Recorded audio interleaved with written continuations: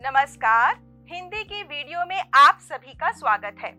आज हम जिस पाठ पर विचार करेंगे उस पाठ का नाम है सांवले सपनों की याद और इस पाठ के लेखक हैं जाबिर हुसैन। तो आइए सबसे पहले जाबिर हुसैन जी के जीवन से परिचित होते हैं। जाबिर हुसैन जी का जन्म 1945 में बिहार के जिला नालंदा में गांव नौनही राजगीर में हुआ। उनके लेखन की विशेषता, जाबिर हुसैन हिंदी, उर्दू तथा अंग्रेजी तीनों भाषाओं में समान अधिकार के साथ लेखन कार्य करते रहे हैं। अब बात करते हैं उनकी रचनाओं की। जाबिर हुसैन जी ने कई पुस्तकें लिखी, जैसे रेत पर खेमा, जो आगे हैं, डोला बीबी का मजार, अतीत का चेहरा, एक नती, रेत भरी आदि। और रेत पर खेमा पुस्तक के लिए जाबिर हुसैन जी को साहित्य अकादमी से भी सम्मानित किया जा चुका है। अब बात करते हैं उनके कार्य क्षेत्र की। अंग्रेजी भाषा और साहित्य के प्रोफेसर रहे हैं जाबिर हुसैन जी और 1997 में मुंगेर से बिहार विधानसभा में मंत्री बने। तो जब उन्होंने सक्रिय राजनीति में प्रवेश किया तब वह मुंगेर से बिहार विधानसभा में मंत्री बने। 1995 से 2006 तक जाबिर हुसैन जी बिहार विधानसभा परिषद के सभापति रहे। इसके बाद 2006 में वो राज्यसभा के सदस्य चुने गए और 2012 तक उन्होंने सांसद के रूप में कार्य किया। साहित्य में योगदान और विशेषता पर चर्चा करते हैं। अपने लंबे राजनीतिक सामाजिक जीवन के अनुभव में उपस्थित आम आदमी के संघर्षों को उन्होंने अपने साहित्य में प्रकट किया है। जरा विचार कीजिए कि आम आदमी के संघर्ष आखिर क्या होते होंगे। आम आदमी के संघर्ष जैसे किसी कर्मचारी को बिना बताए नौकरी से निकाल देना, स्वास्थ्य और शिक्षा का सही तरीके से नहीं मिल पाना, किसान और मजदूरों को उनकी फसल और मेहनत का उचित भुगतान न मिल पाना, या फिर यूं भी कह सकते हैं जैसे कोई अभ्यर्थी किसी कॉम्पिटिटिव एग्जाम की तैयारी कर रहा हो और उसकी परीक्षा में धांधली हो जाना। तो यही सब तो होते हैं आम आदमी के संघर्ष। ऐसी कई बातों को उन्होंने अपने साहित्य में प्रकट किया है। इसके बाद उन्होंने संघर्षरत आम आदमी और विशिष्ट व्यक्तित्वों पर लिखी गई उनकी डायरियां चर्चित और प्रशंसित हुई है। जाबिर हुसैन ने डायरी विधा में एक अभिनव प्रयोग किया, बिल्कुल नया प्रयोग किया, जो अपनी प्रस्तुति, शैली और शिल्प में नवीन है। अब हम बात करते हैं पाठ की विषय वस्तु की। लेखक जाबिर हुसैन ने प्रस्तुत पाठ जून 1987 में अपने मित्र प्रसिद्ध पक्षी विज्ञानी यानी बर्ड वॉचर सालिम अली की मृत्यु के तुरंत बाद डायरी शैली में लिखा गया संस्मरण है। सालिम अली की मृत्यु से उत्पन्न दुख और अवसाद को लेखक ने सांवले सपनों की याद के रूप में व्यक्त किया है। उन्होंने लिखा है कि सालिम अली जैसा पक्षी प्रेमी और उनके सह अस्तित्व के लिए उचित बातें कहने वाला कोई नहीं है। सह अस्तित्व मतलब कि एक दूसरे की मदद करते हुए एक दूसरे के साथ शांति के साथ रहना। लेकिन कुछ दो शब्द आए कि यह क्या है, एक संस्मरण है, और क्या है, डायरी शैली में लिखा गया एक संस्मरण है। तो आइए विचार करते हैं कि यह संस्मरण और डायरी शैली आखिर होती क्या है। तो जो संस्मरण शब्द है वो दो शब्दों से मिलकर बना है, सम जमा स्मरण, यानी कि सम्यक स्मरण, यानी कि भली भांति किया गया स्मरण।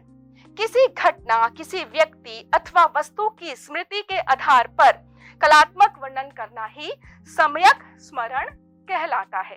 पूरी तरह से किसी व्यक्ति अथवा वस्तु या फिर किसी घटना को याद करना। और बातों पर भी अभी हम विचार करते हैं। संस्मरण केवल उसी व्यक्ति अथवा घटना आदि पर लिखा जा सकता है जिसके साथ हमारा व्यक्तिगत संबंध रहा हो। संस्मरण में लेखक अपने अपने जीवन के किसी प्रसंग, घटना या अपने संपर्क में आए हुए व्यक्ति विशेष के किसी महत्वपूर्ण पक्ष की झांकी प्रस्तुत करता है। जैसे कि इस पाठ में, सांवले सपनों की याद पाठ में, जाबिर हुसैन जी ने अपने मित्र, व्यक्ति विशेष कौन, अपने मित्र सालिम अली जी के जीवन के महत्वपूर्ण पक्ष की झांकी प्रस्तुत की है। इसलिए यह पाठ एक संस्मरण है। अब बात करते हैं कि ये डायरी लेखन आखिर क्या होता है, क्योंकि ये पाठ डायरी शैली में लिखा गया है। दिन भर की घटनाओं और विचारों को डायरी के पृष्ठों पर लिखना डायरी लेखन कहलाता है। इस तरह अपने अनुभवों को विशेष तिथि के साथ दर्ज किया जाता है। देखिए, जब यह पाठ लिखा गया 20 जून 1987 को डॉक्टर सालिम अली जी की मृत्यु हुई थी और इस घटना से जाबिर हुसैन बहुत दुखी और उदास थे। तो उसी दौरान उन्होंने सालिम अली जी के जीवन के महत्वपूर्ण पक्षों को याद करते हुए यह पाठ लिखा। अब बात करते हैं कि आखिर सांवले सपने क्या होते हैं। क्या आपने कभी सपने देखे हैं? देखिए, सपनों के संबंध में डॉक्टर एपीजे अब्दुल कलाम ने जो बात कही है वो बहुत विचारणीय है। उन्होंने कहा, सपने वो नहीं होते जो नींद में देखे जाते हैं, बल्कि सपने वो होते हैं जो नींद नहीं आने देते। यानी कि हमारे जीवन के कुछ उद्देश्य, कुछ खास उद्देश्य। तो इस पाठ में भी जिन सपनों की बात की जा रही है वो जीवन के उद्देश्यों से संबंधित है। और इसके साथ एक विशेषण है, सांवले। सांवले यानी कि ऐसे सपने जो सह अस्तित्व की बात करते हों, जो अपने साथ साथ दूसरों के जीवन को भी महत्वपूर्ण बनाते हों और खुशियां लाते हों। तो ऐसे होते हैं सांवले सपने, जिसमें दूसरों की मदद शामिल हो और शांति के साथ एक दूसरे के साथ रहने का भाव भी छिपा हो। तो थोड़ी चर्चा कर लेते हैं कि इन महान व्यक्तित्वों के सांवले सपनों के बारे में विचार कीजिए, जिसके द्वारा इन्होंने अपने और दूसरों के जीवन में रंग भरे। तो जो महान व्यक्तित्व हैं वो है महान महात्मा गांधी जी और महान मदर टेरेसा जी। तो इनके जीवन का सपना क्या था? इनके जीवन का सपना था कि सत्य और अहिंसा की राह पर चलते हुए सभी प्रकार के भेदभाव को दूर करना और समाज में समानता की स्थापना करना और साथ ही साथ मानवता की सेवा करना। तो कैसे लगे इन महान व्यक्तित्वों के सांवले सपने?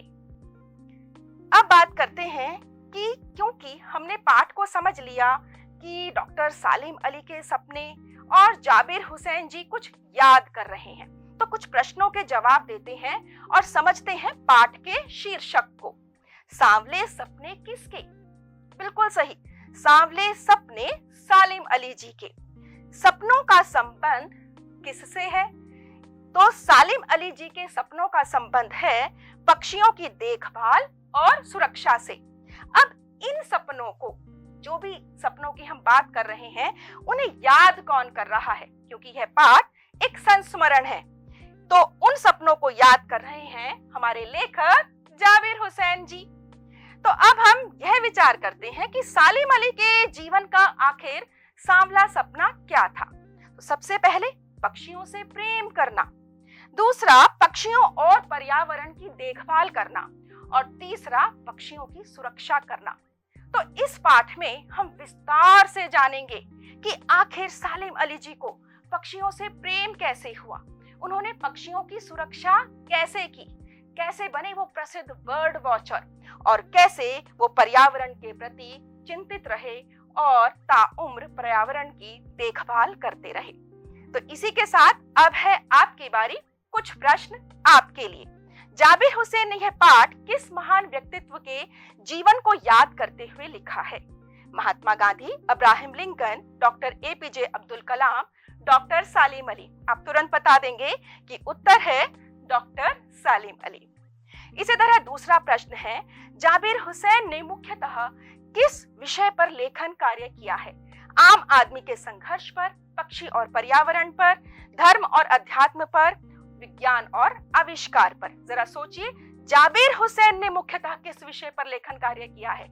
तो मुख्यतः उन्होंने जिस विषय पर लेखन कार्य किया है, बिल्कुल सही, आम आदमी के संघर्ष पर। इसके बाद एक और प्रश्न है कि डायरी लेखन शैली से आप क्या समझते हैं?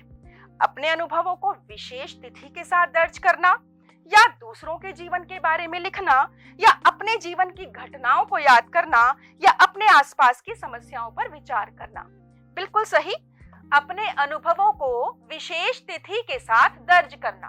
तो आपने पाठ को ध्यानपूर्वक समझा, सुना। तो इसी के साथ आपके लिए है कुछ अभ्यास कार्य। आप कीजिए अभ्यास कार्य और मैं लेती हूँ आप सभी से विदा। धन्यवाद।